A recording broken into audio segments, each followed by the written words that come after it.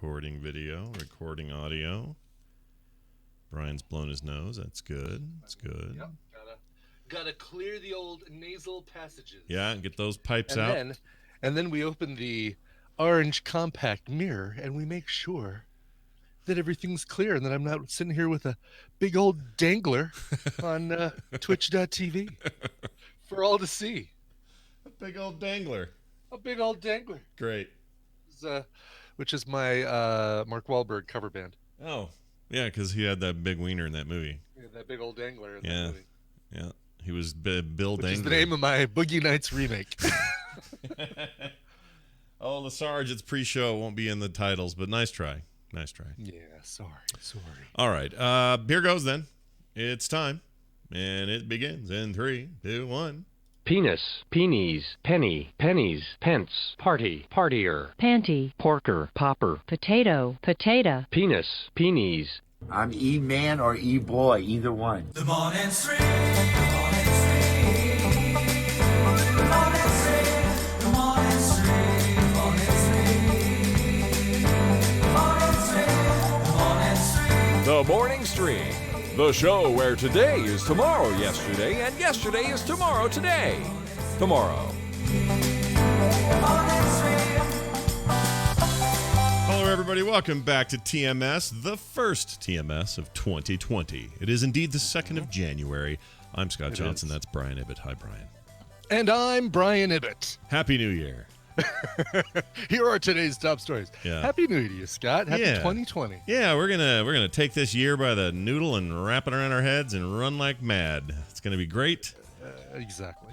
Hey, by the way, I want to share a little something with you. A friend of mine on Twitter told me that if you look at 2020, but type it with the shift key held down, try this in here. I'll show you in the notes. I got you. Like at symbol, or at symbol, close parens, at symbol, close parens. Yeah, and you know what it gives you? 2020 is the year of the boobies. Look at that. Look at those boobies.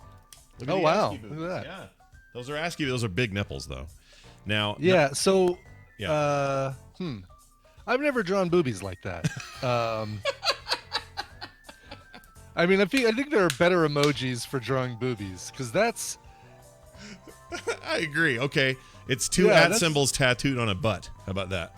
I like that. Because they do look like butt cheeks. Now, if you do 2019, I don't want to go get 2 at symbols down on my butt cheeks. Oh, now that 2019 what you just did? Yeah, and the problem with 2019 is it looks like an at symbol on the inner thigh of somebody, and then the rest I'm not going to describe. Yeah, exactly. It's goatsy. Yeah, it's not good. It's not good. That's interesting. Wow. I wonder. This feels like a science experiment that somebody needs to do to find the perfect emoji year combo. Yeah. Right. Like. Mm-hmm. Like. What would it be? Do you think? Is that 1969 the one you just did? That's our year. That's a year where you and I were born. So that's what that looks like. Yeah. That looks like nothing. That's not bad. Yep. Blue Ridge John just did the typical booby symbol with the open paren period Y period close paren. Yeah, it's the right one. It is. That's the one we all need and the one we all enjoy. And if you leave out the periods, then it does look like a butt, though. If you're looking to try to make boobs, that's the one. Well done. That's the one. Yeah. What year would that be, by the way? That would be. I don't even want to know. What would that be? So that no, would it's because those periods and Y's aren't periods and Y's. Oh, right. We're not far enough along. Well, I guess. Oh, you're right, because they don't have numbers. Yeah. Right. Well, if you don't do those, why did I log into a PBS podcast by mistake? What? Would they do this on PBS? I don't think so. All right. The PBS. The PBS. All right. Hey, check this out. A few things to go over before we get to the meat of the show. Yes. Mm-hmm. There's no Wendy today, but we do have call now. I got the phone thing working, so y'all can call in. It'll be great. Looking forward to it. When you hear this, not now but later. Call now. You're going to call, and we're going to just take your questions. You can ask us anything, say anything, tell us what you did on New Year's, whatever. Off the year, opening it up to the people to say whatever they want, unfettered. Right. That's right. That's what we do here. A sigh of. Oh, okay. So what is that one? No, that's still got a Y in it. Ladudavel. What's your name? That's Dodd. That's Dodd. Oh, Dodd. That doesn't work it doesn't work as a number. But man, he likes the big ones. Anyway, So Yeah, see, actually, that would be the right one, though, right? With the, like, all right, if you did open paren at close paren, that might be a good one, right? So, like, it would be that. No, that still doesn't look like. it's an areola problem.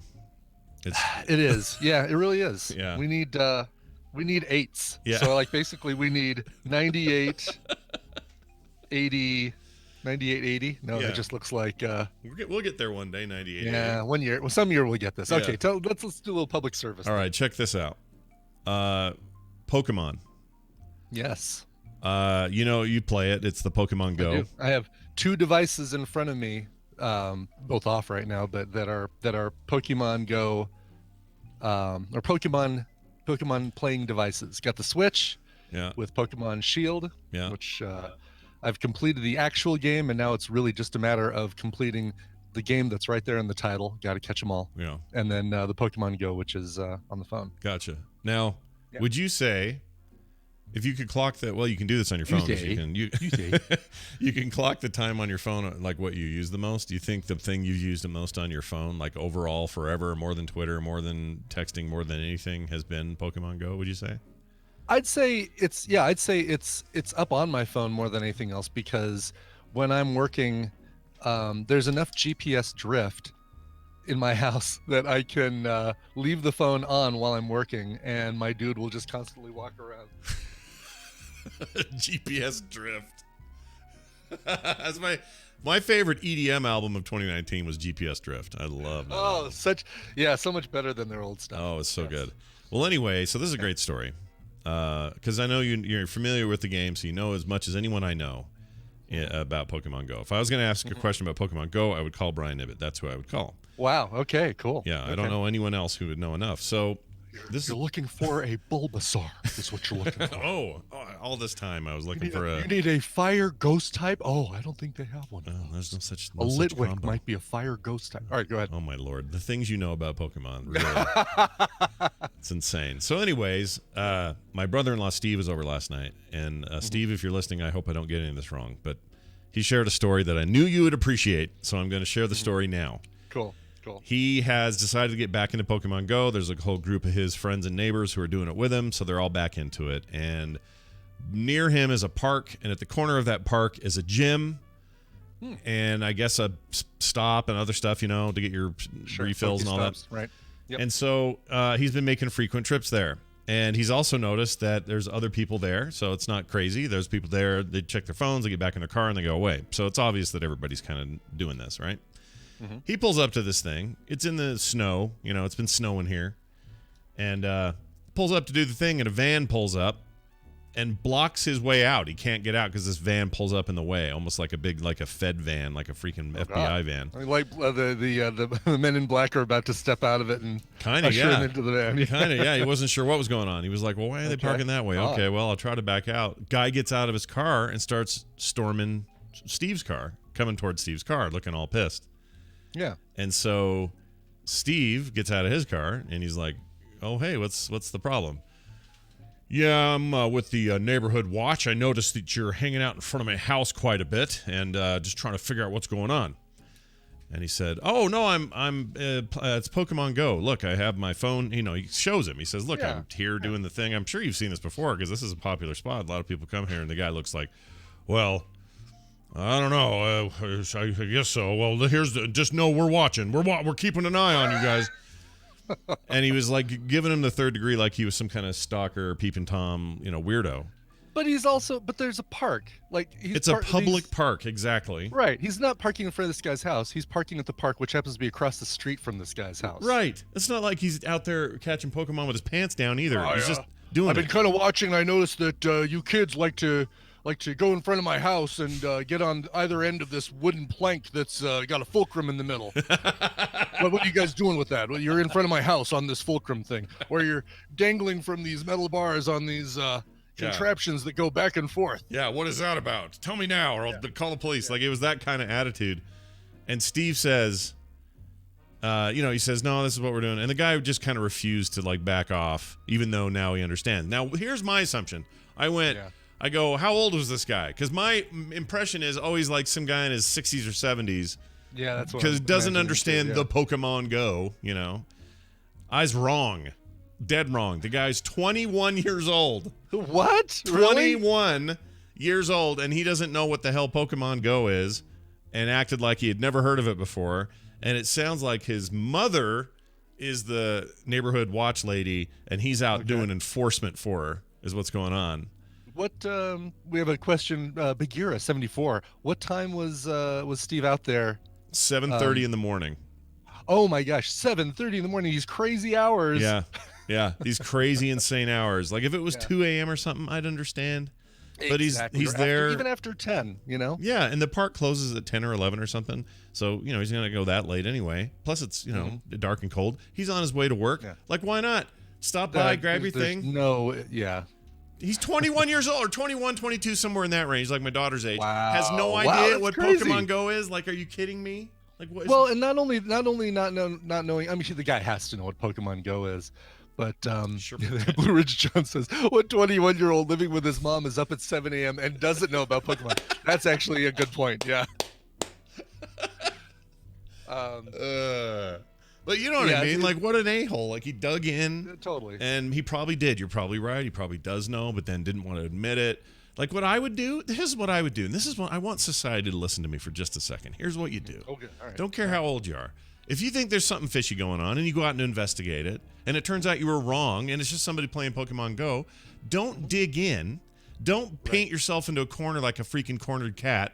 Do this. Say, oh, shoot. Oh, I'm so sorry. I didn't realize. Of course it's Pokemon Go. Duh. All right. No big deal. We'll see you later. Instead of going, well, just know we'll be watching you. We've got our eyes on you guys. It's like, come on. Who are you? What are you? What are you? What are you? It's a person with who has one little tiny bit. He's living with his mom. He's exerting the only little bit of leverage and power that he controls in this world. Well, exactly. And by the And way, it's not even his power; it's really his mom's power. Benjamin in the chat says, imagine this guy was black. I did say that to Steve. I said, Steve, what if you were black? And then we had this whole conversation about how that would have been probably worse because this kid would have been real suspicious if there was someone of color out in the freaking Oh park. my gosh, exactly. Oh no!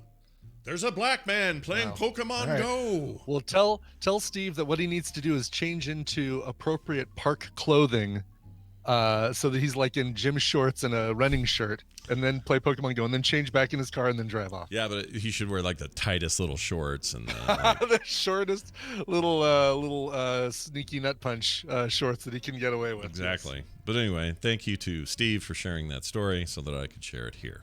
It was perfect for a TMS story, actually. That is perfect. Brian, you lifted on New Year's Eve. I'm I dying went out to know. on New Year's Eve. How'd it go? Yes, all right, so let me preface this, or not even preface. I'm just going to begin by saying it was a nonstop thing. Basically, while I was in the middle of a ride, or as soon as I dropped somebody off, I would get another ride immediately. It was a busy night. Obviously, I mean, it's New Year's Eve. People should be doing the Lyft and the rideshare thing to make sure that they're not on the roads themselves. Right. So at 9 o'clock, Tina and I go out to dinner. Actually, we went and did trivia at Don's Brew Pub up in Reunion, Colorado. And then I brought her back to Old Town Arvada, where we met with the neighbors. We had a toast, non-alcoholic in my case, to 2020. And then they took Tina back while I turned on my Lyft app and said, all right, let's do this. And this is at what time?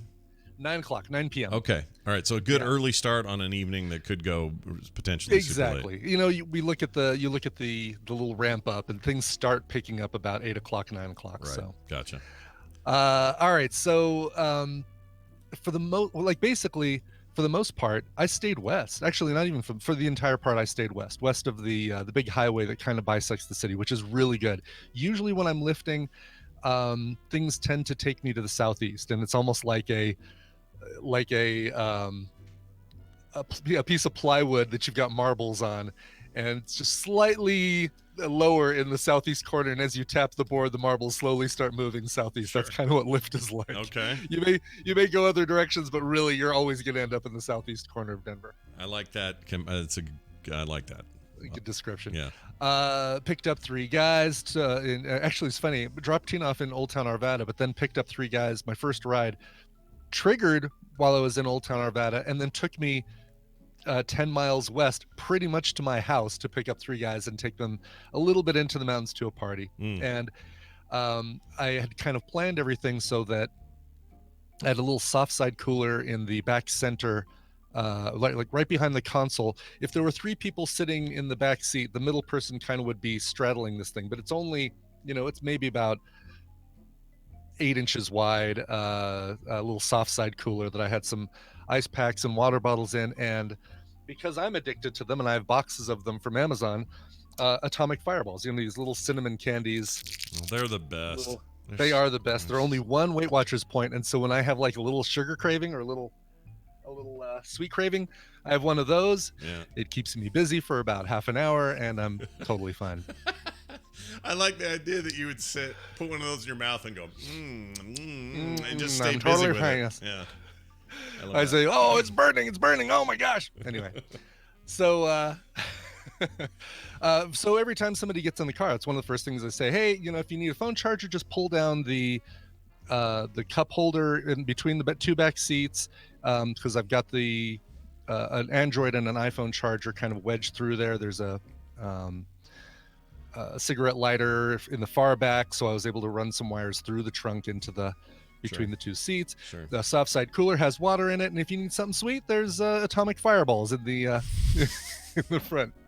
Wow, you're a full service lifter. I am a totally full service, and people love that. They're like, "Oh my god, thanks! Yeah, I was just saying to my wife we need to hydrate tonight," and that's basically what the evening started out as. Staying west, taking a few rides, and finally ending up in Boulder, which is my favorite location to do Lyft rides because it's very nice and self-contained. Mm-hmm. I know the area really well, and as you get closer to midnight, running people around and finally getting into Boulder around 11:30, you start getting the drunks who are pre-gaming at their house but needing to get downtown really quick to be among people for the midnight, and then people kind of racing to get home before it gets really crazy. Is that what people right? call So it like as pre-gaming? Is that a thing? Is that a name? Yeah, you pre-game. You drink for free at home before you go out to save money. Oh, that's interesting. Yes. I wouldn't have known. I've never known that. That's amazing. Yeah, I know. That's a term that only a drunk would know. Only a lush like me would know, Scott. All right. I like it. So in Boulder, having a great time picking up people. Everybody's in great spirits. Everybody's fun. Even the people who are kind of tipsy and drunk, and there were a few, still a lot of fun. And I've got the Stitch bobblehead in the front and center of my car, but in the dark, when you see the shadow of this thing with the ears and his hands, it kind of looks like a baby Yoda. Oh. So I'd say 1 out of every 4 rides that I took all night, or maybe even 1 out of every 3, somehow the baby Yoda got brought up, and it wasn't by me. And then that kind of led into Mandalorian talk, led into Rise of Skywalker talk. Oh, that's There were great, quite a though. few You're nerds. having those kind of Older nerds conversations. that- Yeah. That's great. Totally great. nothing wrong with Talking with drunk people about the Rise of Skywalker. It's like I'm on Night Attack or something. Anyway. Zing! Zing. So in Boulder, it's about quarter till midnight, Mhm. and I get a notification for a ride picking up a woman named Josie, but deep into Boulder Canyon. Now, Boulder sits right on the mountains, right on what's known as the Flatirons. Yeah. And Canyon Canyon Avenue in Boulder goes straight into those mountains, into the canyon, into Boulder Canyon. Sure. And is a nice little windy way to get to like some of the ski resorts and things like that. But it is a 2-lane, one in each direction road. And in some places 1 lane because they're doing stupid construction. Yeah. Always. Yeah. So I get a notification, Josie needs a ride, and she's 20 minutes away in Boulder Canyon. And this is one of those things where I can kind of look, and I could say decline. Mm-hmm. And I didn't decline a single ride because I figure, if I have to drive a ways to get to somebody and I decline, what if everybody declined? This person would never get where they're going. So it's like, all right, I'll pick them up. Sure. And so in this case, I did the same thing. I'm like, all right, well, I'll pick you up.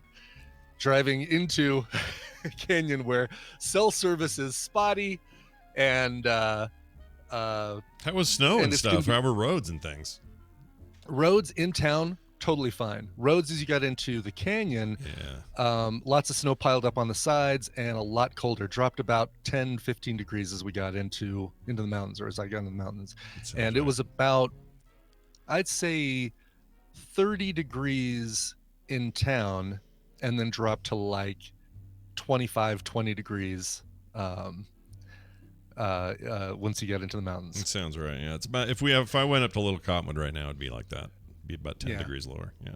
So I start winding my way through Boulder Canyon, and it's just getting darker and darker. No street lights, just the lights of my headlights, which are high beams when there's no other cars around. It's like, Mhm. okay, I just don't want to hit a deer, don't want to hit a raccoon or anything, or another person. Mm-hmm. And as I start getting to be about a mile from where Josie's pickup is, I see a couple huddled together walking down Sugarloaf Road towards my car and waving furiously at it. Okay. And you'll get this every once in a while, like when you pick up somebody in their house, they see when your Lyft ride is when your car is coming, so they get out to the front and they kind of wave. And as you're kind of looking back and forth at house numbers, then you look forward and you see, oh, there's actually somebody standing out, like waving furiously at you, like, no, I'm right here, quit looking at house numbers. Sure. I'm the person you need. So I'm thinking, all right, well, maybe this is the person. I roll down my window, I say, is one of you Josie? And the guy goes, well, no, but Josie called the ride for us. I'm like, all right, cool, get in. Ooh, fishy. Something's fishy about that. I don't know why. Is it? So- were they the Pussycats? Just kidding. Go ahead. Keep They going. were right. So they get in, they're like, oh my God, thank you. It's freezing out here. And Josie called a ride for us. We were at her party and she kicked us out and she called the Lyft for us. Now, I have to drive a little bit closer to where the push pin is to be able to swipe and say I've picked them up. Yeah. And but the reception is still so spotty in the canyon. It's like I swipe, little spin thing, Mm-hmm. and then it says connection unreliable, we'll try again. Yeah.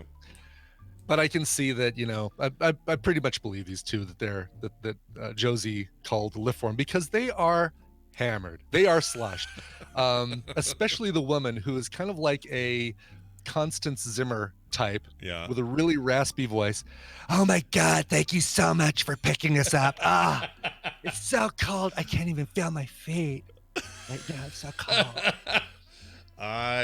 Those people drive me crazy. You're a saint in a car is what you are. So basically I get to where Josie's house is, I do a U-turn, I keep trying to say pick up, not working. So as I'm basically driving back into Boulder, the city of Boulder, I'm every once in a while hitting the swipe button on trying to say that I've picked these people up. Okay. It's not a big deal. Once I get into Boulder, I know I'll have reception, Yeah. and it'll track the whole ride and charge for the whole ride. Right.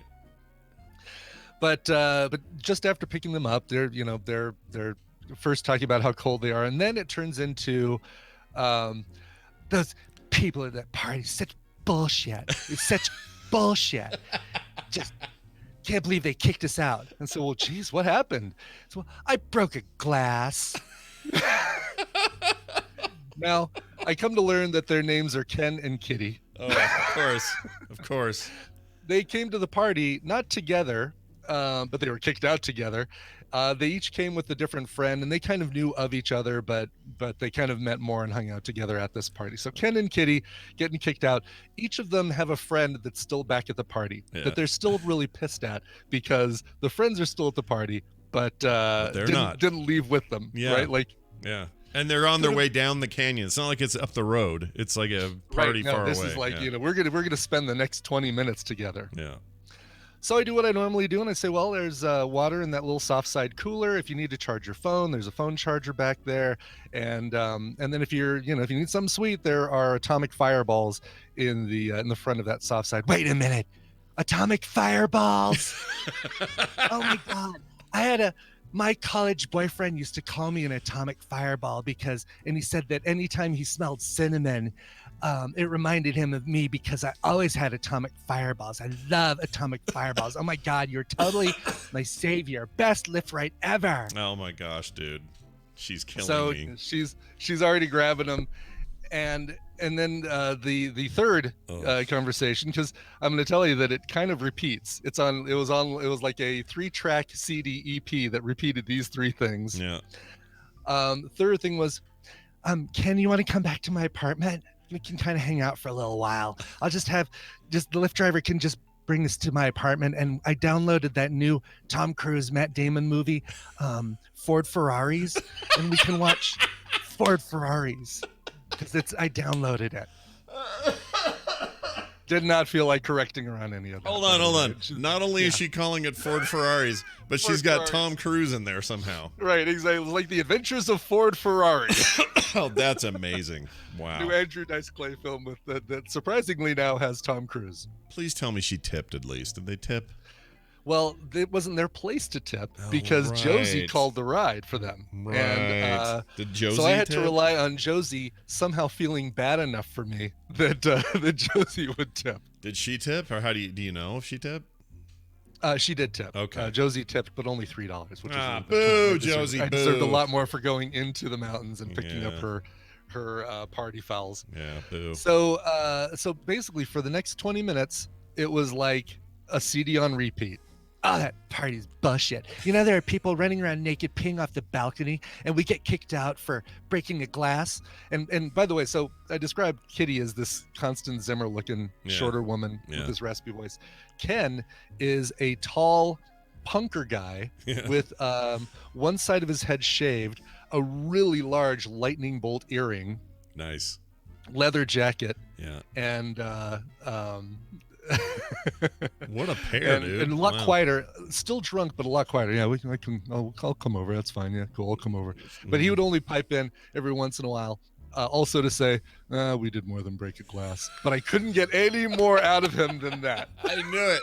I knew there was more. I knew it. All she remembered was breaking a glass. Like I want to call Josie. I want some way to contact Josie and say, so, what happened? Yeah. What did they do? Yeah, what Because else apparently there were besides the people glass? peeing off the balcony at this party. Yeah, naked people, she says, which is Right. great.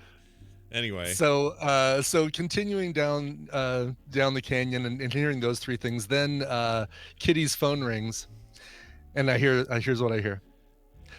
Oh, hi, Dad. Yeah, Happy New Year. Yeah, no, I got kicked out of a party. Oh my God, my phone's about to die. Oh, bye.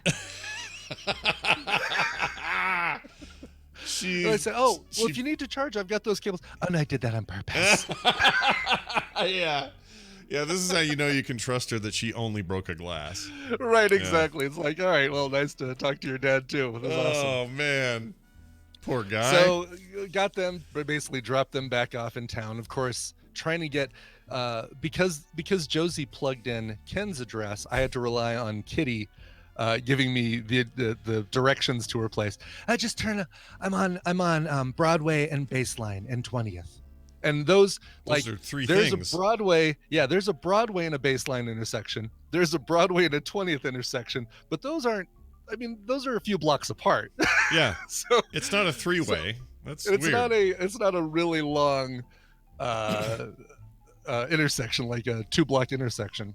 Can't believe her name was Finally- Kitty. Anyway, keep going. Kitty, at least that's her nickname. Yeah. So after a couple U-turns on Broadway and back and forth, finally got them dropped off, just as the friend of Ken's still at the party called them, and it's like, oh, why couldn't you call a little sooner so I could have finally heard what was going on? Because I was starting to hear a little bit of the conversation. Yeah, no, we're just getting back into town. Yeah, no, I'm gonna go ahead and just crash at Kitty's and no, I know there's total bullshit. Sorry about all the S-bombs, by the way, but it's required. It's all right. We have this is a good PSA. So hold on a second. So we're never going to know what they did, are we? We're never going to know what they did. Damn Unless it. somehow Josie, somebody knows Josie off of Sugarloaf Mountain Road in Boulder Canyon. I want to know this. I've never wanted to know something so much as I want to know this. Isn't that you've really set up a tale here? You're killing me. I want to know. Oh my God, those two are awesome. Yeah. The only other, pretty much every every ride, everybody was fun and cool and nice. I mean, even Ken and Kitty were a lot of fun. Oh yeah, one of the first things also she said, Brian, I'm going to give you my no hurl guarantee. I promise you. I may sound drunk. I think I'm drunk, but I promise I'm not going to puke in your car. Wow. It's like she read your mind. Exactly. It was the Yeah. first thing I was thinking. Oh my God! If anyone's gonna puke in my car, it's gonna be Kitty. Yeah. Kitty's gonna hurl. Yeah. She's gonna cough up a hairball right in the back seat. Yep, there. you're gonna Kitty's gonna lose it on the upholstery, but she didn't. That's So, good. Nobody, and so it was no really pukers good. at all night, right? No pukers at all. Yeah. Nobody even ancillarily puked. Nobody got out of the car, said, "Oh, pull over! I got to throw up," or roll down the window. Nobody came close to puking. Good. And I had a so had a shared ride. This will be really quick. Okay. Had a shared ride where I picked up a younger woman first, girl with a ring in her nose, kind of gothy dress, like very very black outfit and dark makeup. Mhm. She sat in the front, luckily. And Yeah. then I had another, like the shared ride also picked up a couple sat in the back. Now, pretty much as soon as I picked up the couple, she got on her phone and she was all vocal fry. So it was like, hi, yeah, no, I'm just leaving right now. Yeah. No, this isn't. God, everybody thinks me and Colleen sound the same. No, this is Karen. Is this Karen? She's in the front seat with you? Karen's in the front seat, Okay. and the people in the back seat and I are cracking up listening to this phone call because her phone call, again, it is the drunk EP on repeat. Her phone call was, so who's this girl I keep seeing in your Instagram photos? Yeah, no, you had 8 photos with this girl, and she's always got her hand out. Are you getting married? Are you trying to tell me something? Because she's always got her hand out like she's wanting you to put a ring on it. I know. Sounds like Kitty. My Kitty and my Karen impersonations are very similar. So then she'd say, well, am I going to see you in Aspen? Are you going to be in Aspen? Oh, okay. So who's this girl that's in your Instagram photos? Now, with the way a shared ride works, you pay a little bit less. You run the risk of sharing your Lyft ride, obviously, with somebody else. Yeah. And you may get a little bit of a delay because based on where people are picking up and dropping off, I may pick up and drop off a ride, a pair of riders before I drop you off when you do the shared ride Sure. thing. And that's exactly what happened. I pick up Karen, then I pick up this couple. Karen gets on her phone, and then we drive, and I take the couple to sit in the back seat who are cracking up at every time that Karen brings up this girl with the Instagram photos. Every time it gets brought up, they're cracking up. And at one point, the lady in the back says, I really want to know who this chick is now. I do too. So I drop off the couple, and as they're getting out, they say, well, have a good night, and I hope you find out who that girl is in that guy's Instagram photo. Yeah. And then Karen goes, what? How'd they know about that? Maybe it's because you were so loud talking about it in the front seat. Jeez. Exactly. Like they're Karen. yes, go Karen. Everyone knows a Karen. I know a few. Everyone Karens. knows a Karen. Yeah. The only other thing was, pretty much the fact that I wanted to kind of stay in Boulder. I kept getting kind of I got pushed into North Boulder and then further into Gun Barrel, and then further into Erie, and then up into Longmont, and then Fort Collins. Basically, when I said at 2:30 in the morning, I said, I think I'm done for the night. And I switched on I basically put on destination mode. So I'd pick up any rides that were along my way home. I just basically say, here's the area I'm going to. If there are any rides that go in that direction that don't veer me off course, I'll totally pick them up. But none of them. I didn't realize that was a mode or a thing. That's cool. It is. It's a really cool feature of Lyft. Yeah. Then it told me, yes, you're an hour away from home. It's like, oh my God. So I'm basically from 2:30 to 3:30. I'm just driving home, listening to Apple Music and just continuing on. That's an hour. That's an hour that is longer because of the time you're driving it. You know what I'm saying? Totally is. Yeah. Totally is. Driving alone, having nobody else in the car. 3:30 in the morning. 3:30 in the morning. And then got home, went to sleep, got up at 7 o'clock to make breakfast or to make brunch for a family coming over. And last night I hit the bed at 10 and I was out until 6:30 this morning. Wow. You're a trooper. I was gonna ask how late you're out, and that's pretty late. It's pretty late. But you know what? It was up until 2:30. It was constant. I was picking people up. A lot of people, well, I won't say a lot of people. 2 separate parties that were costume parties. One of them was a murder mystery party, which is a really cool idea for New Year's Eve, I think. Sure. Yeah, I'd do that. But it was 1920s dress, because 1920s, 2020, people doing kind of a roaring 20s flapper gangster kind of look thing. I thought that was really cool. It's a really cool idea to do that for 2020. Yeah, it's more fun than people just drinking themselves into oblivion. Like do some fun stuff too. Some stuff you can look back at and say, yeah, I didn't just break a glass and whatever other mystery thing I did to get kicked out. that was the biggest mystery of the night, is what did Ken and Kitty do to get kicked out of that party? Yeah, and we're never gonna know. Oh, that bums me out. No, I know. It's like Ken was being very hush hush about it, so I think it was really bad. Yeah, it must have been. And if they were both kicked out, then they were both involved. Yeah. Even though they didn't know each other that well. Right, that's what I'm thinking, because they didn't know each other well enough. I don't think Ken had ever been to Kitty's apartment before. Yeah. But they were, one of them did something, and my money's on Kitty. He may have been like, oh, I'm not going to make her walk out in the cold alone. And it was cold. And by the way, they walked for a mile. In that canyon weather? Ugh. In the canyon, dark, cold canyon, like they could have been eaten by a bear. They could have been. The inebriation kept them warm, we hope. Somewhat warm. Wow. But she did love those atomic fireballs.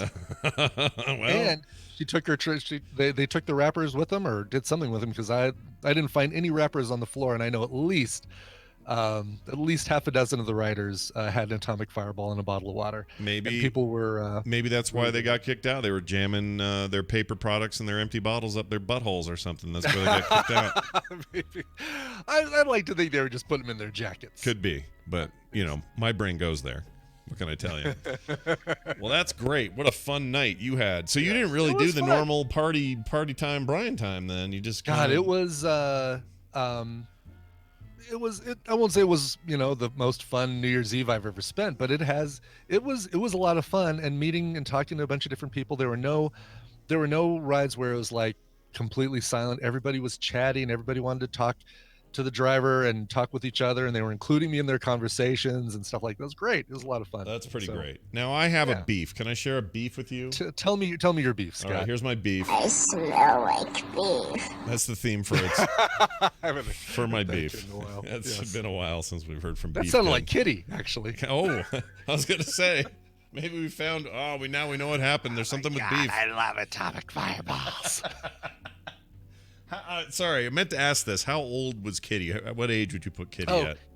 Both Kitty and Ken were, I would say, in their early 20s. Oh, they're that young, and she's got a voice that crunchy. Okay. Yep, exactly. And Amish Overlord, by the way, just asked, did any of them learn that you were a podcaster? Yes, I actually had a conversation with a woman named Nora, a lovely woman, who sat in the front. Her two friends sat in the back, and we talked cover songs, because she asked about my license plate being Cover Me. Yeah. And she says, so why does it cover me? And I said, oh, I really like cover songs. I actually do a podcast. Oh, no, wait, I love podcasts. What's the name of your podcast? And I told her, and cool. She's going to check it out. She might even be checking out this one. Who knows? Yeah. Hey, Nora, how's it going, Nora? Hey, Nora. Enjoy we didn't tell a weird story about you. You're nice. No, Nora was lovely. Yes. Yeah. We talked about Humphreys McGee for quite a while. Oh, is that a band? What is that? That's a band. Oh. It's a band that does a lot of really cool mashup covers. Yeah. Humphreys McGee.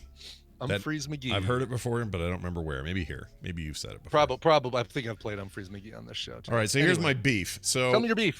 Dinner reservations. My understanding with a dinner reservation is you make the reservation. This isn't a Seinfeld routine, I promise, but you make a reservation, you show up for the reservation, they have your table ready. At the time you said you'd be there, you go in, you sit down, you do your thing, you eat, and you have a great time. That's the idea of a reservation. That's what it's supposed to work, yes. Now, we went to this place called the Wild Rose on New Year's Eve with friends. Darren and Ruth Ann, good friends of ours up the road. We do a lot of this sort of stuff with them. So New Year's Eve, we decided to kind of celebrate and hang out with them. Our kids have all run off together to hang out with each other at Taylor's place and play video games all night and watch movies and just, have their time. They stayed up till like about when you were driving, about 3 o'clock. Ah, cool. Anyway, so Kim and I and Darren and Ruth Ann, we go to this place. Very nice place. I don't know what you'd call this. Definitely a cut above your normal dining experience. It's expensive. We do this like once a year, and it's like $50 a person, and 75, whatever it is.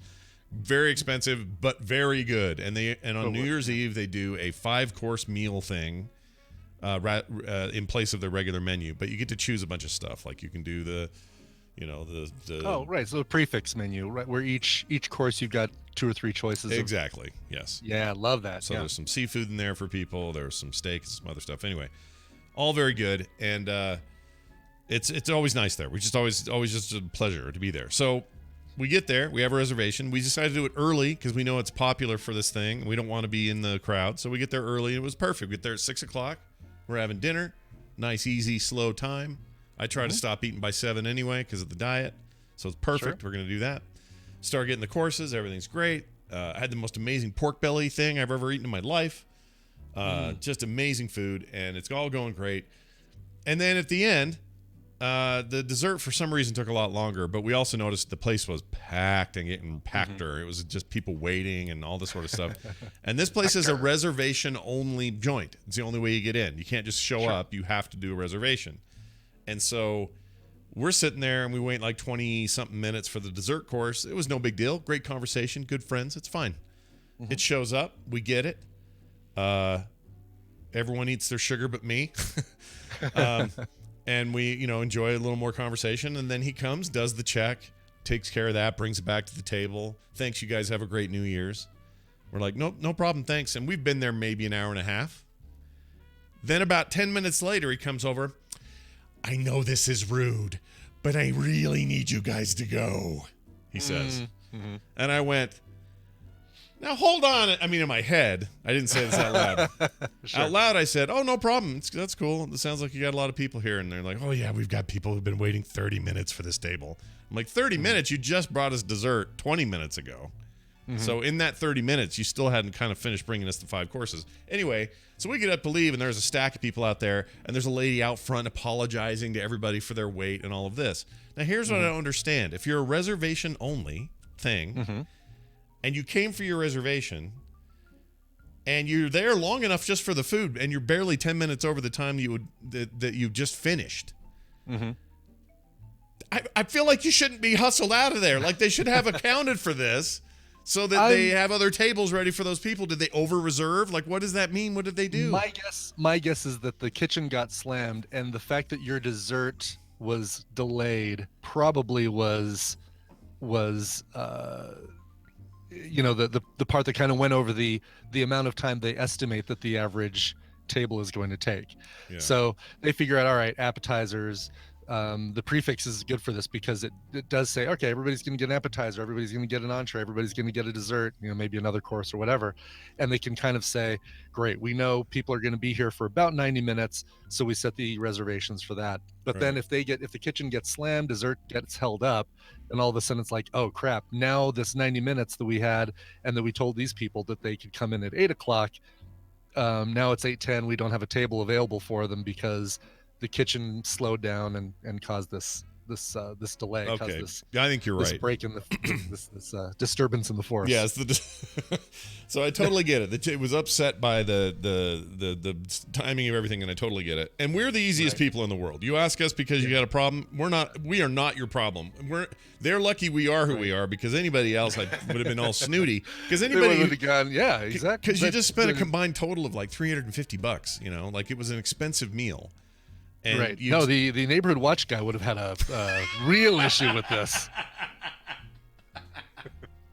I'll be watching you, he'd say on his way out.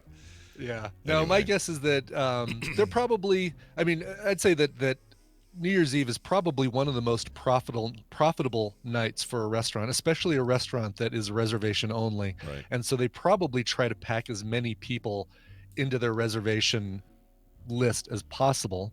Maybe overbooking, but at least, if not overbooking, then at least having a fairly tight schedule that they want to adhere to. And basically it's almost like a doctor's office. You go to the doctor's, you make your appointment for the doctor's office first thing in the morning. You're probably not going to be sitting in the room for a long time waiting for the doctor to show up. But the later in the afternoon you go, that snowball effect of delays and things that are out of the control of the I think you're exactly right. That's what happened, and it was a bummer, but it was okay. And when we got up, the guy that was in there playing music, they had a music guy. He was playing Africa as we walked out, so that was kind of cool. Because of course, if there was a theme song for 2019, it was Africa. Yep. If there was a theme food, it was the spicy chicken sandwich. That's right. and he was just chilling on that thing and playing. It was an acoustic guitar version of Africa, and part of me nice. Part of me wanted to just go, "Let back the rain down." I just wanted to like get into it, but I didn't. I bet you wouldn't have been the only one. I mean, there had to be people there who were probably singing along. Yeah, it was yacht rocky as hell, but love it. it was fun. We had a good time. I hope everyone listening had a great New Year's Eve. You were safe. You didn't get into too much trouble. Fun. Yeah, Yes, exactly. all that. We had a great time. Because 2020's here, yo. Shift boobies. 2020. 2020, the year we have an areola problem. That's right. We have a serious areola problem. We're going to get there, though. We're going to get there. All right. That's right. Time for this. I don't watch the news. Hey, look at this. It's the news, and it's brought to you by. The digital crack that is Satisfactory. Scott, describe your problem. So I don't know if anyone else has tried this game, but it's on the Epic Game Store currently in early access, and I decided to grab it because I already had it. Somebody gave me a code. That's what it was. And I just let it sit there and languish, and I had forgotten about it, and they've been working away on it. And somebody the other day said, I can't stop playing Satisfactory. And Factory is the emphasis here. You get sent to a distant planet, and then you got to mine all their resources and make them your own and build like conveyor belts and mining machines and extractors and all kinds of crazy crap. So and you got to kill some aliens while you're at it. Anyway, that game is digital freaking crack. My gosh. Really? Oh my gosh. I Sounds can't like my stop kind of playing thing, it. though. Can't stop. You know what you'd do a better job of is organizing it, because I've got conveyor belts every which way.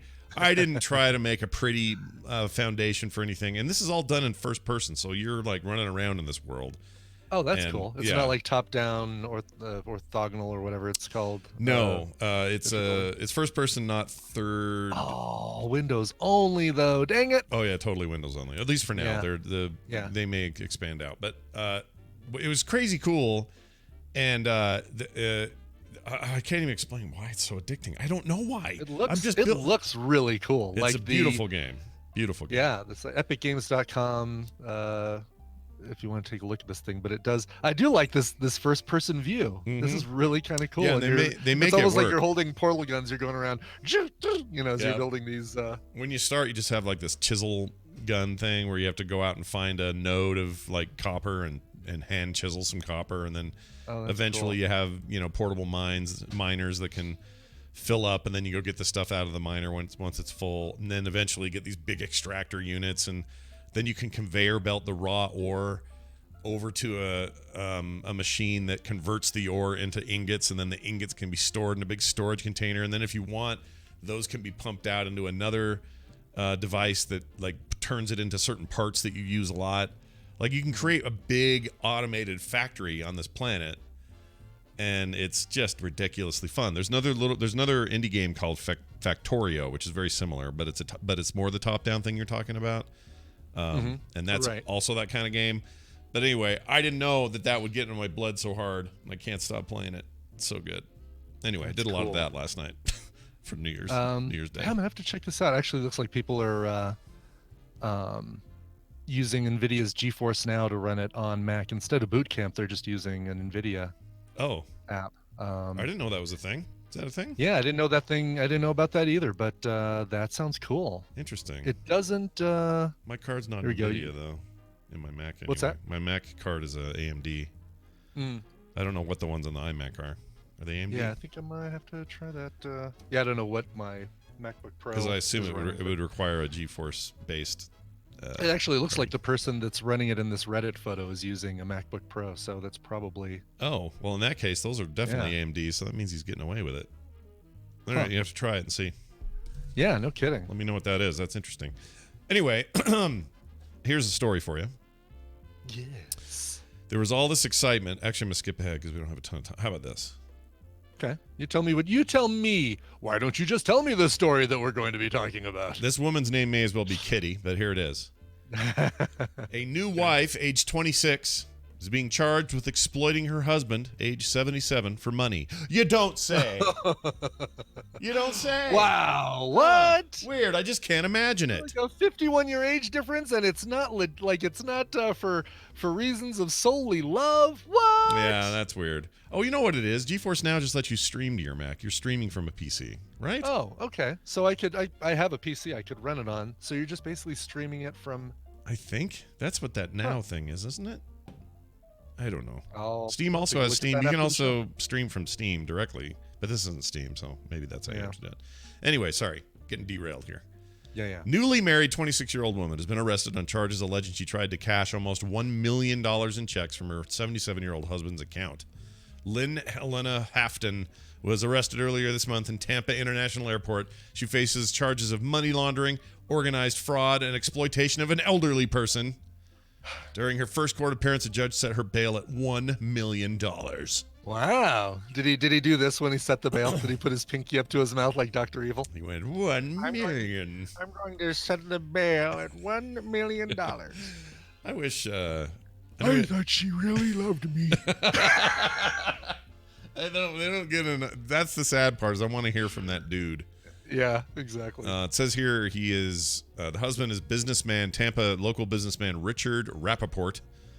Was notified by investigators what his wife was doing. He said he wanted to give his wife the benefit of a doubt, according to the warrant.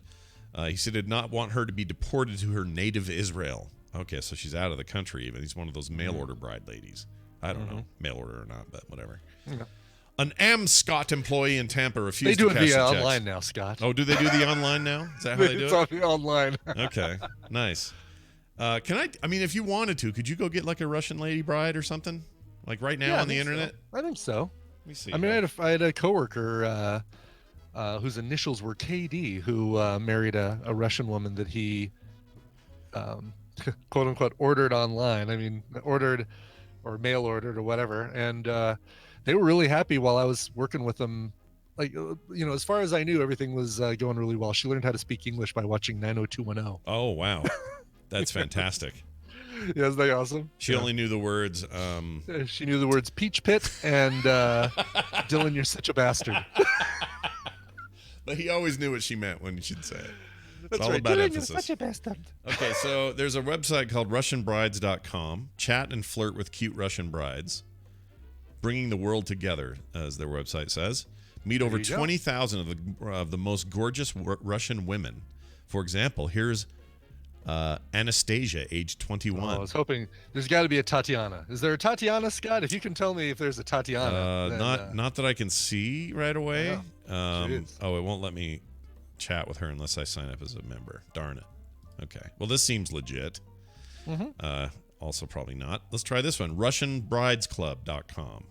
Oh, so these are different sites. Different sites.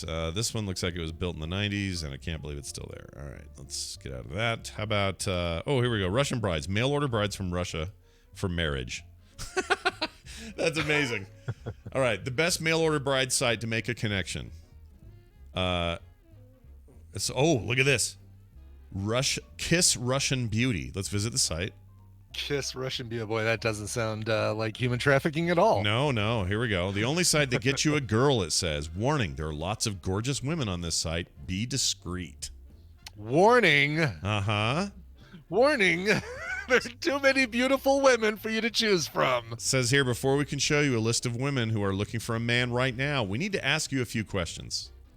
Many of these women are desperate girls seeking for a serious relationship. Do you agree to keep the identity of these women secret?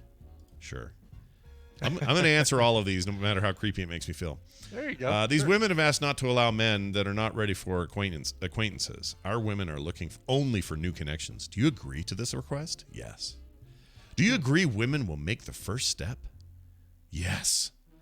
Are you at least 24 years old? The women have requested we not let anyone younger than 24. That's interesting. Yeah. And they said it's because of past rude behavior by young men. Huh. I'm going to say yes. Please choose 3 answers. What kind of women am I seeking? Skinny, regular, big girls, model type, or I don't care. These are the worst. Skinny and regular. Yeah, regular. And big girls. Like, these are the worst divisions, descriptions ever. They're awful. I'm going to hit I don't care. Yeah, I don't right. care. And all of a sudden you're Tommy Lee Jones. I'm going to say choose girls with these 3 answers. 21 to 25. 32 to 37, 45 and up. Okay, we'll do all those. Please choose up to 3 answers. Chatting, regular meetings, dating, marriage. Don't know yet. I'm putting that in.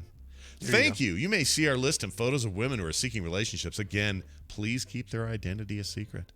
Click the continue button and start dating. They're really driving home the keep their identity a secret thing. Yeah, but now they want my identity. All right, goodbye. There you go. Bye-bye. Bye. Although Kim's already been notified. Yeah, she's already got an email by now. No, I'm going to tell her. Plus premium. I'm going to tell her today that I signed up to meet regular girls on Yes. Russian.com something. Not skinny, but regular. Final note I wanted to make today. Mariah Carey tweeted the following: Eminem has a tiny penis. But that wasn't really her. I don't want a lot for Christmas. There's just one thing I need. Is a bigger penis than Eminem can possibly be. All right. Anyway, her account was hacked. That was why. She didn't really say it. The hackers did. It says Eminem has a tiny penis. The musical superstar usual festive posts were replaced by a series of disturbing X-rated comments about fellow performers by people of a hacking collective, they call it. Mariah welcomed in the new year with her Twitter account being hacked. Let's see here. Fans first became concerned when her account made posts about her longtime feud with rapper Eminem before it quickly became clear she'd been hacked. The jokes were about his manhood. I think you can just say anything and then just say, oh, sorry, my Twitter account was hacked. Yeah, I think you just do that, right? Yeah. What else would you do? You don't have to go through a bunch of explanation. Right, exactly. Hi, my name is what? My name is what? My name is Flicka Flicka Slim Tiny. Slim Tiny Wiener. Wooka wooka. Hackers also made a string of racist N-word slurs. That's not nice. Oh. The pair have had a long-running feud since 2002 when they briefly knew each other after Eminem rapped about her on one of his songs. He claimed they had dated. She denied it. That whole thing. The hackers tweeted this from her account. Her song, Obsessed, even featured an Eminem lookalike in the video, though she had denied that was intentional. Mariah's ex-husband, Nick Cannon, the famed Nickelodeon actor Nick Cannon. Nick Cannon wears a turban. Yeah. Does he? Yeah. Nick Cannon wear a turban now?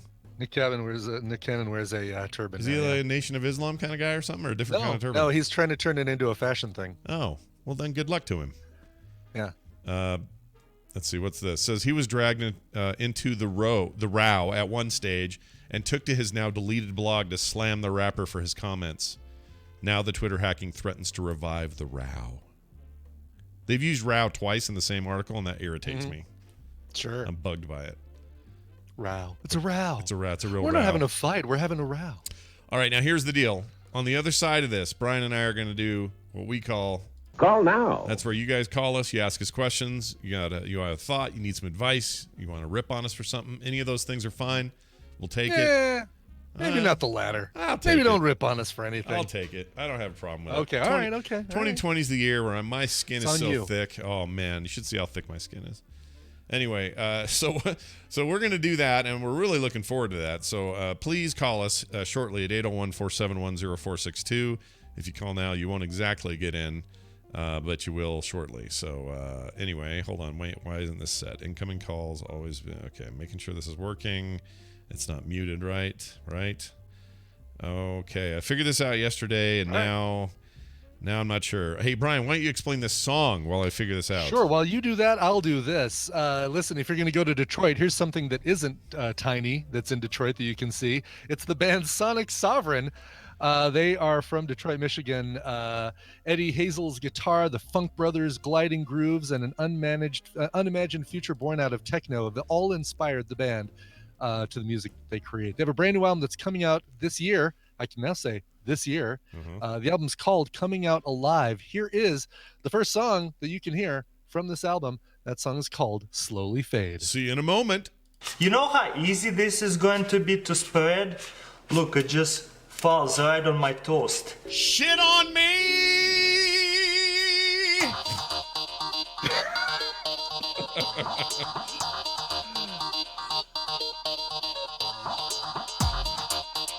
Commander Paris.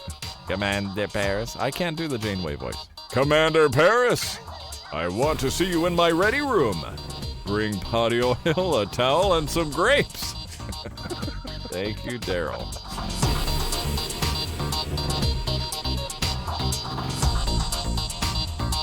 All right, we're back, everybody. Welcome back to the program. Yes, that was me with a vibrato while I was playing a video game and I got frustrated and I sang. And so I played it. This is me. Shit on me!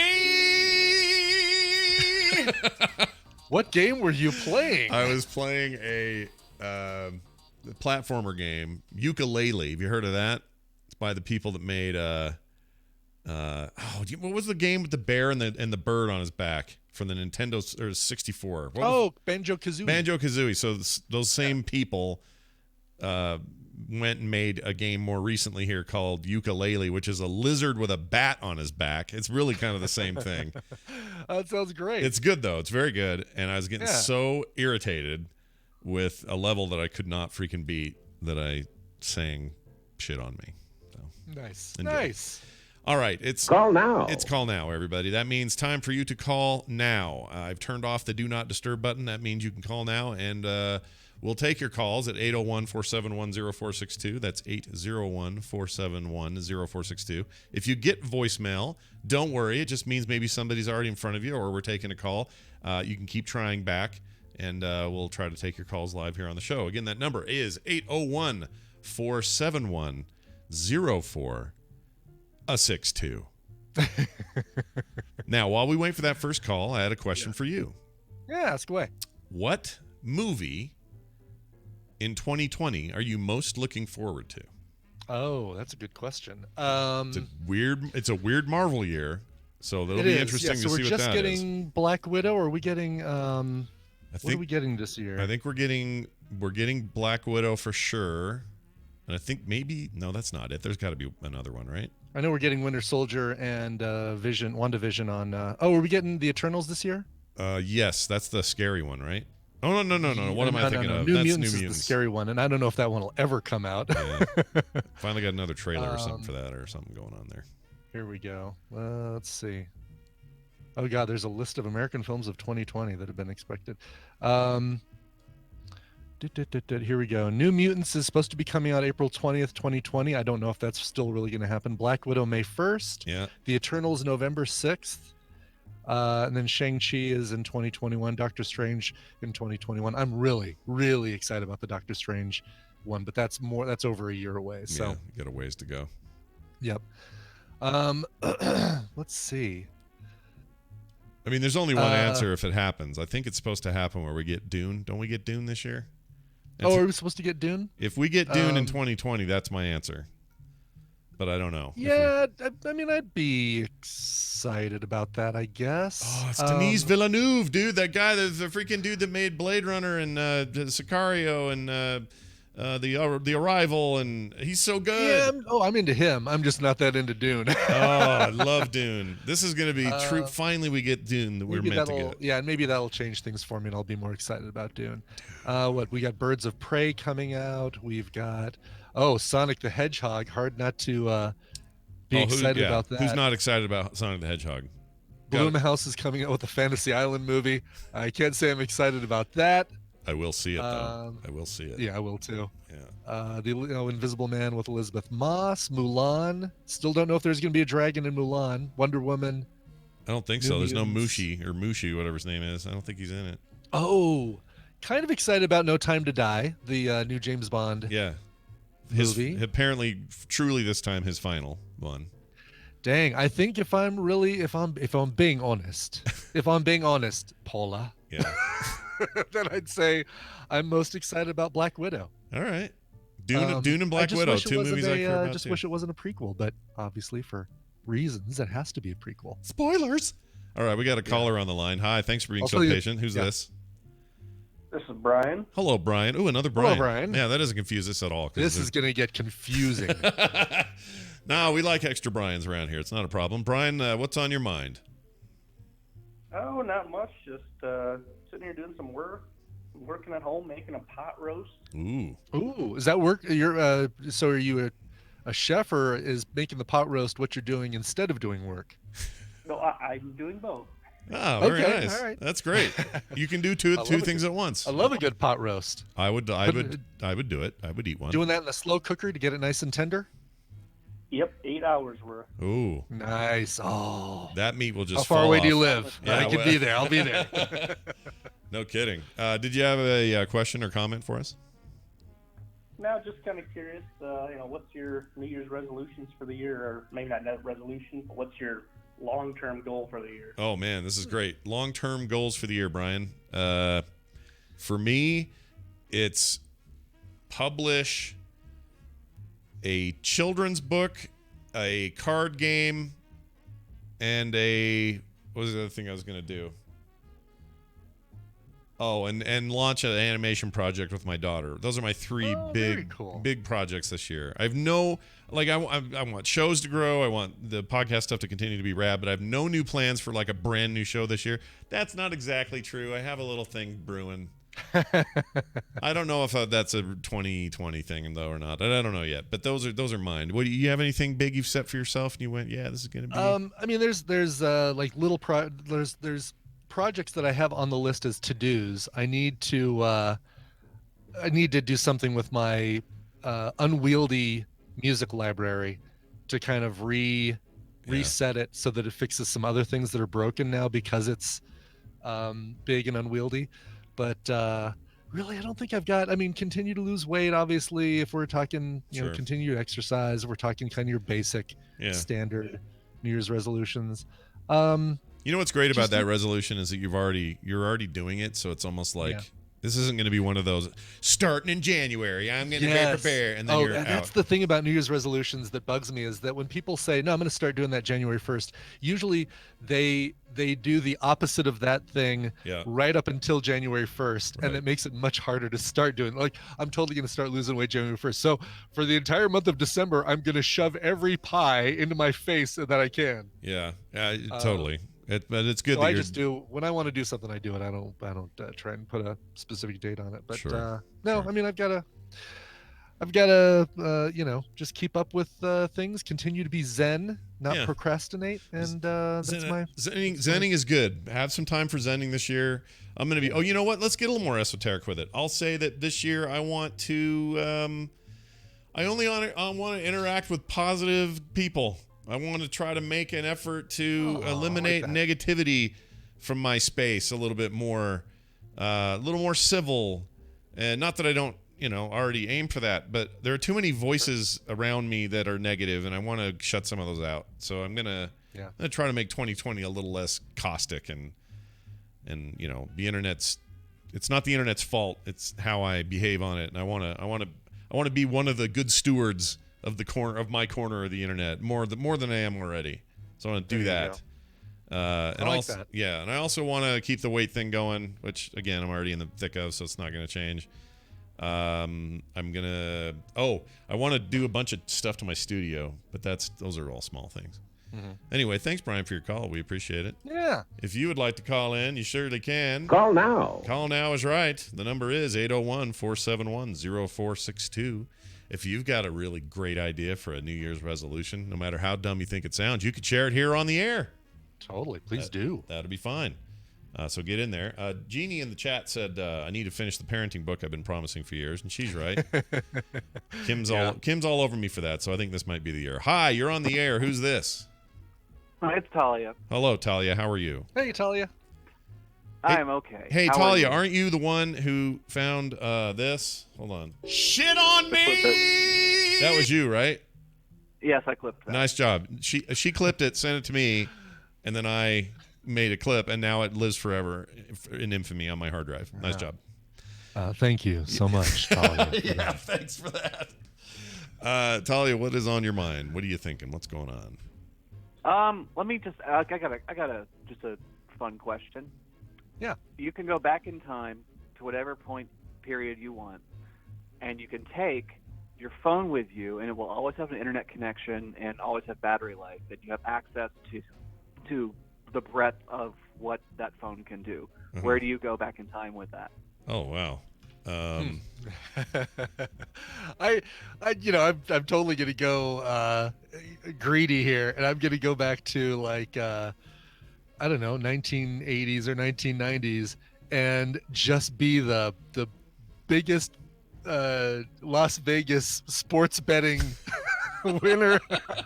Well, now let's clarify So you would this. literally Back to the Future to it, Brian. So, but are we going back? I'm gonna totally sports almanac this thing. I'm gonna totally biff this. So you're saying we can go back with the knowledge we have now? Then we can't. We can take with us knowing that what team won the Super Bowl one year, or what what stock. Yeah, because we'd have our phones and internet, or would the internet be only information that's available in the time that we go back to? Like I wouldn't be able to go back. Okay, so I can still access 2020 internet. The internet. It's connected to the internet as of today, so you could go back to like the Roman times and teach them how to make guns if you wanted. All right, I would go back to 1995, right before Steve Jobs comes back to Apple, and I would buy Apple stock. I'd throw like $5,000 at Apple stock, and then I would quickly leave 95 again, and come back here and reap the millions of dollars that would have accrued over that time, and then retire. That's what I would do. No, that's a great. That's a great one too. I mean, as far as like what you'd actually do with your phone in that era, you wouldn't want anyone to see it because then things get weird. Right, you're right. You run the risk of really upsetting the time continuum. I wonder if you could do something like to to go and use your phone to capture the Kennedy assassination to get final answers on some specific mysteries. That right. Take your iMovie to the grassy knoll and. Why not? Can I jump around a little bit, Tally, or do I have to go to one time only? Sure, why not? Okay, well then in that case, I would do some. You only have enough pimp particles for one trip, Scott. I don't want to cause too much of a ruckus no matter where I go, because the further back you go, the more of a witch people think you are. So sure. I don't want to get busted and hung or burned at the stake or something. But I want to do that. I want to go film the Kennedy assassination. I want to film stuff that has some controversy today in terms of, what exactly? Like Lindbergh. Mm-hmm. Was it Lindbergh? Who's the guy who? Well, I mean, there was the Lindbergh baby kidnapping, but I think we know all that. Who was the guy who jumped out of a plane with a bunch of money and and jumped out over us, kind of, in the Intermountain West? Disappeared. Forgot his name. I go with that guy. Yeah. DB Cooper. Yeah, DB Cooper. DB Cooper. Yeah, see, put a GoPro on him is what we do. Right, exactly. Yeah. A tile. We just put one of those Bluetooth tiles. Even better. We can track him. Even better. This is a great question. What would you do, Talia? Where would you go?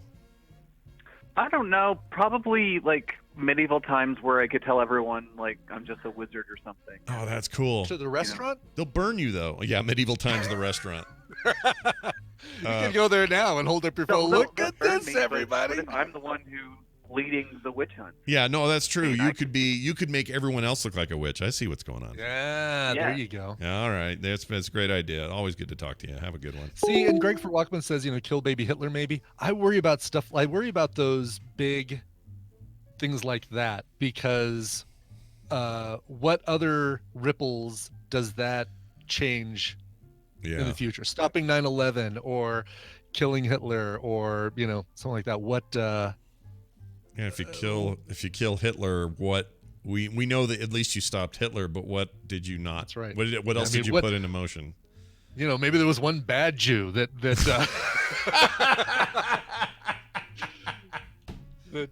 otherwise would have had a reign of terror. Maybe there was one bad Jew. One bad Jew. Hi, you were on the air. Who's this? I'm the one bad Jew. This is Ray. Oh, hello, Ray. Did you say? Yes. Ray, it's good to have you here, Ray. Thanks for joining us. What's on your mind? Just one question, sir. Did you ever get around to watching that Kiss film I sent you? Yes, it's amazing. What I need amazingly bad. It's incredible. So Brian, it's that Kiss in the park. Oh yeah, we got to do that for film sack. Yeah, we do that as well. Yeah, we need to take that thing and watch it and do a full film sacking of it. And I don't know why we haven't yet. Sometimes when we get DVDs or whatever in the mail, oftentimes I'll see them, I'll watch them, and go, oh, it's so good, and then I just kind of forget that we got to get around to sacking them. This would be, we got to do it. We just have to do it. It's never going to stream. Streaming, right? So we almost need to do a live sacking of it somehow. Yeah, I agree. I can only find one copy of that from a used Kissology set, so you'll have to go there. We'll just burn it. It's like Kiss and the Phantom of the Park. Phantom of the Park, like I think. Yeah. Name. We're gonna burn it, rip it, or sorry, not burn it, rip it and share it with each other, because as illegal as that sounds, it might be our only. I didn't hear any of that. Yeah, you didn't hear it. See, you're not going to turn us in. Yeah, you know no, we what's don't up. know anything about this. Yeah, no, the whole thing takes place at Magic Mountain over there in California, north of Los Angeles, and that's why I so want to see this, because that's one of my favorite amusement parks. Yeah. So there's kind of a double bonus: getting to watch Kiss, getting to watch a crappy movie, and then getting to see. Well, and 1970s era Magic Mountain. Nobody in the band actually voices anything. It's all dubbed from other people, so it's going to be a little bit weird, because you're never going to hear, oh, Gene, come here, Gene. We're gonna, they don't. It's not like that. You're not going to be able to do those voices. Make sure you go to the snack bar and get your Kiss branded hot dog relish. Kiss branded Kiss relish. You guys have got hot dogs on a stick. They're only $4.25. Let's go. Let's go. I'm Paul Stanley. Let's go. Shut up, Peter Chris over there. You're not paid to talk, kitty cat, man. I don't even know what the cat sounds like. He had a voice, I guess. He was a guy. Yeah, he can't be any worse than Paul Stanley. Well, thank you for your generosity, Ray. We totally appreciate it, and we will we'll get on that. Be like Ray. Call now. Call into the show and tell us your thoughts, your feelings, your questions, your whatevers. Cool. We'd love to hear them. Speaking we of, we need a bonus sack. I miss our live commentary movies. Been a while, yeah. It has been a while. What live sack commentary? Rainbow Bright suggested Gremlins 2, which I think is a great movie to bonus sack, because am I the only one that's seen it of the four of us? Or I saw it but don't remember it at all. Okay. You think of it fondly, right? You like that one. I like it more than the first, because it's a parody. I've never seen a second movie make fun of the first movie like this one does. Yeah. I know there have been other movies that have done that, but that's a fun idea. Yeah, we should do that. Is it streaming anywhere, and we could do it sooner than later? I don't know. Yeah, that would be the trick, is finding if it's streaming, because we do need it in this particular case. It needs to stream, because we want people to be able to watch along with us, which is the whole point of those. But it's not right now. Okay, so what? It's Gremlins 2, the new batch, not streaming. It's on a list of things that we always intend to see. We just haven't seen it, so we'll get on it at some point. Let's see. We got a caller coming in. Good morning. Hi, you're on the air. Who's this? Hi, guys. This is Greg for Walkman. Hey, Greg for Walkman. Greg for Walkman. How's Boston right now? You guys? I really wouldn't kill a baby. I don't think I could do that. All right, hold on. This is a good question, though. Everyone always says, "Go back in time and kill Hitler, baby." Yeah. I mean, think about what that would be. You'd be hovering over some kid's crib, who's just an innocent little baby at that point.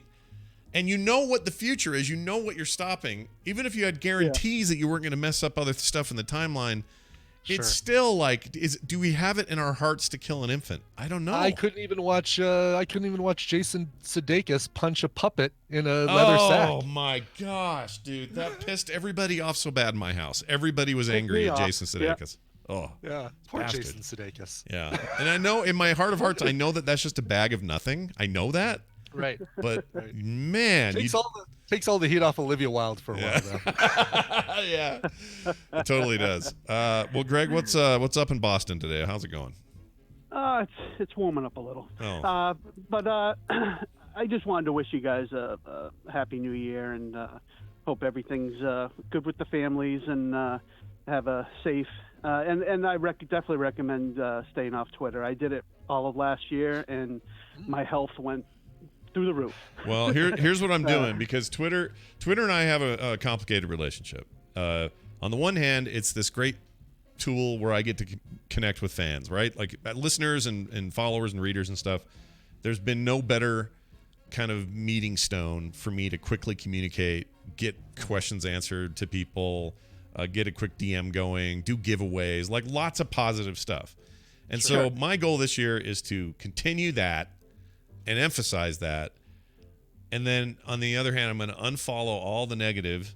I'm going to end. I know this is going to make some people sad. I'm ending the Political Scott account. I'm done. I'm not doing it anymore. I don't want to do it anymore. Freaking F all that. No more politics second account for me. It's going away. It's just too much negativity. And I'm just going to stick to the stuff I like. I follow a ton of artists and creators and podcasters and video game creators and stuff I love, movie writers and all that. That's what I'm going to stick to. So I think that'll go good.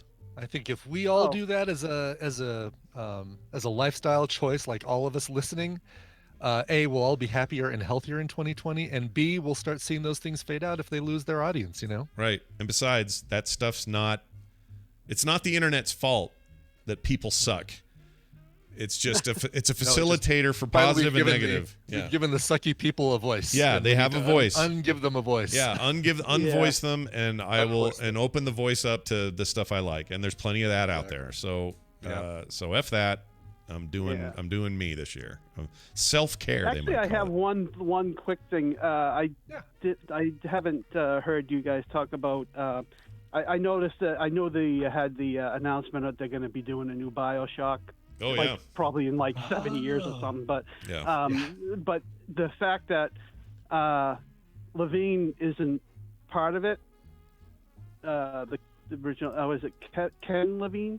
I think he was from. Ken Levine. He was the creator of. Well, he worked originally on System Shock, and all the BioShock games were kind of his baby. Was it System Shock 2? I think did he do System Shock 1? Oh, good point. It may have been just 2, but for sure, BioShock 1, 2 was a different developer. They subbed that out. Yep. And then BioShock Infinite was Ken Levine back doing it. Yep. Yeah. Yeah, they're doing a new one, but he's not involved. I guess this is a whole different deal. But I'm keeping my fingers crossed. He's writing movies and stuff now. Favorite franchises. Yeah, it's really good. He's writing movies and stuff, so I think he's probably busy doing other stuff. But I have some hopes that it'll be good. You know, even I don't mind other developers putting their hands to something that's, you know, like BioShock 2 actually had my favorite campaign of all of the games, which is crazy because Levine and that team had nothing to do with it. So I think sometimes fresh hands are a good thing. You could even argue Infinite kind of petered out a little bit. Yeah, and it's good for all the cosplayers are probably really happy now too. It's some of the best cosplaying. That comes out of BioShock. Yeah, BioShock's awesome. Remember all the big daddies you saw and all the. Oh yeah. Oh yeah. What were the little girls called? Little sisters. Yeah. Little sisters. Yeah. That's first one of those I ever ran into. He just killed me. Just murdered me. I know. He just charged you and like, okay, note to self, gotta avoid those. Honestly, things. one of the scariest things in games that I'd ever experienced was a big. Plus, you also had a moral dilemma too of what to do with the little sisters when you actually. Yeah, right. When you sucked the life out of them, or what was the deal? You either suck the life out of them, or you let them go, or something. Right. Yes. You heal them. I think you could heal them. Right. Yeah. Or you use their Or essence suck the to life help out of you. them, And the essence helped you with your powers and abilities and stuff. And that sucked the life out of them when you stole their essence. That was a dastardly thing they made you do. It was like a choice. I kept bouncing back and forth, so I was like always in the middle. Yeah. Well, it's I always never went one way or the other. Yeah. Center is good sometimes. Greg for Walkman, we wish the same for you in 2020. We hope you have a good one. Okay. man. Thanks a lot, guys. You bet. We'll see you later. Be good. What was the scariest? Was that the scariest moment you remember in video games? I'm trying to remember. Like there was a mist game where one of the places you went was underwater, and there was you're like sitting in this room, kind of trying to figure out what's going on this control panel, and it's an underwater thing with a big water view screen. Yeah. And all of a sudden, a giant fish comes and rams its head against the glass, and that scared the poop out of me. That scared was a the pretty 1995 poop out of me. I remember that. Yeah, I remember that happening. For me, it was probably the scariest thing I ever did was in Resident Evil. No, it was in the original Silent Hill game for the PS1. It's laughable now because that thing looks so bad, but at the time I was in the dark, I was downstairs playing, I was in the upside down world, basically is what that game did, and everything's gross and disgusting down there, and there was something banging violently against some pipes or against a guardrail or something, and I never saw what it was. I don't know where it was coming from. For all I know, it was just ambient noise. It freaked me out so bad and just kind of came to this crescendo of scare that I leaned over, turned the PlayStation off, didn't save it, do anything, turned it off, put my controller on the ground, turned the lights on, left them on, went upstairs, got in bed, left a whole trail of lights on, told Kim she had to go out and put the dogs out. Like, I wasn't going to do it. I was so freaked out by that. I love it. That's awesome. Yeah. But there are plenty of recent, the thing is, streaming's gotten me more okay with playing a scary game. I don't do them alone ever. No way. Yeah. We're done with that. But I'll play them here and there with people. I still haven't done Resident Evil on the PSVR. I need to. Brian should do it. I totally want to do it and stream it. Oh my god. Well, thank you all for playing with us today and being our calls. Call now is always fun, but it only works with you guys. Before we go today, we do have a mashup. This is a bonus from Jamie. Ooh, a new year, the first mashup of 2020. Yep, a bonus Thursday mashup. This one he calls That's What She Said. It also goes on to say Hard One Before Bed. Woo. All right, great. I have a feeling we know what this will be like. So anyway, here it is. Enjoy. Put that in there. Stick it in. Okay. Okay. Move it around vigorously.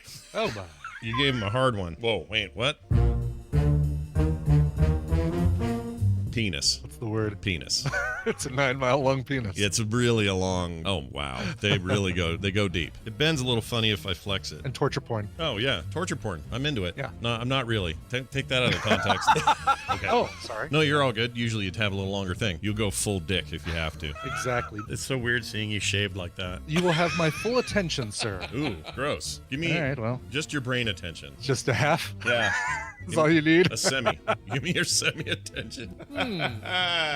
Gross. I can't. I have a boner. I don't want a small Spock. You pull your hand out and it feels good. I totally see where you're coming is what I'm saying. Or I totally see you coming. What did I say? That doesn't sound good at all, does it? Phrasing, Johnson. No, actually sounds pretty bad. Yeah, that's really bad. As soon as we have something firmed up. Boner. Mine's all hairy and gross and needs to have a bath so bad. And he's giant and hairy. You suck on those sticks all you want. You got some kind of weird flap of skin or something going on. Something. That I don't have. Weird skin flap. I just didn't know why it was so big. Now I know. I broke it when I yanked it too hard. Oh, I'm going to do this twice. I'm going to do it once early in the day. I'm going to do a nice ease in there, no problem, job, do the feet. Later in the day, I'm going to do a really hard one before bed. I'm going to do a hard one. Sure. Look, oh yeah, this is long, but that's good. All right. Tape over the nipples. The boobies. Oh my gosh, that shaft is gross. Look at that shaft. Oh, really? Take a look here. What a gross looking shaft. Gross shaft. Yeah, Polish shaft. Anyway, I should stop saying shaft. I just realized that Jamie's going to have a party with me today with all the shaft. Jeez.